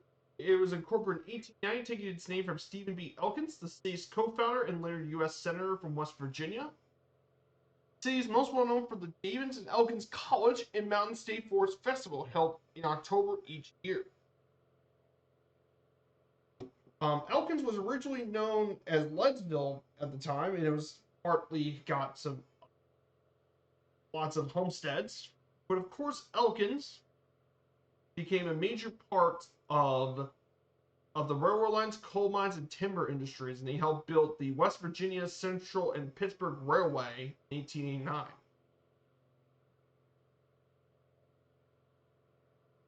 Of course, more importantly, with the area's scenic views, the two founders of the place, David and Elkins, each built Henry G. Davis and Stephen Elkins. The two founders helped build two new permanent residence places, Graceland and Howellhurst, two main historic houses in the city. Pretty cool stuff.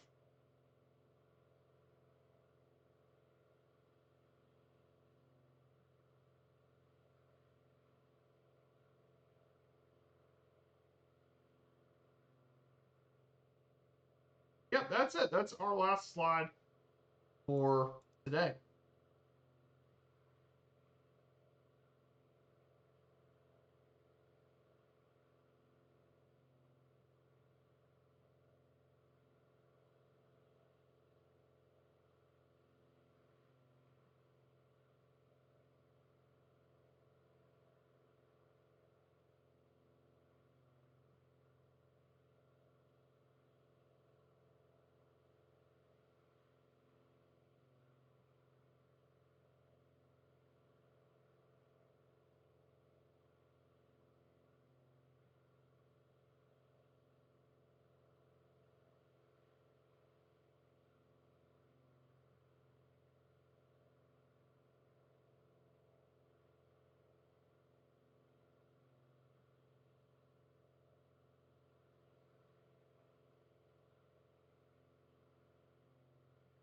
So,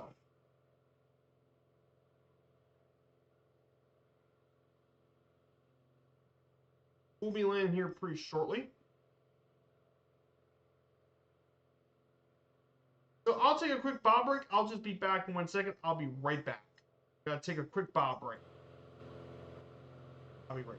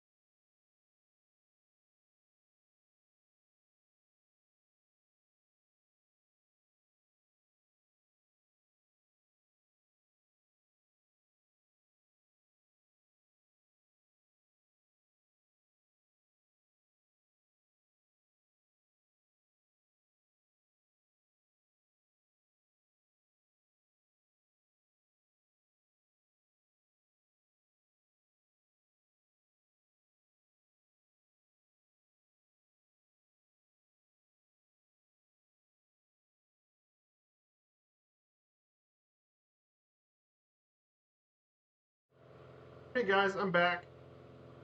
Had to take a quick bob break, so we're gonna go ahead and descend down to around 4,000 feet.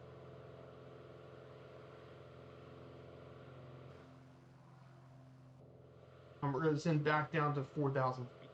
Gonna go.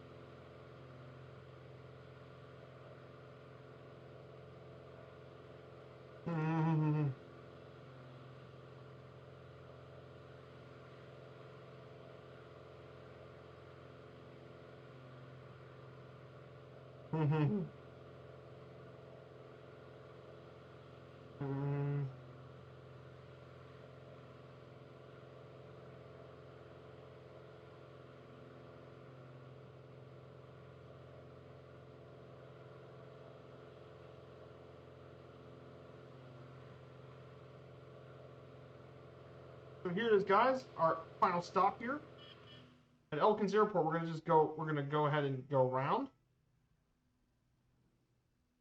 Make our landing at um runway 13 or 16. Oops. Sorry about that. I didn't want to deafen your all's eardrums.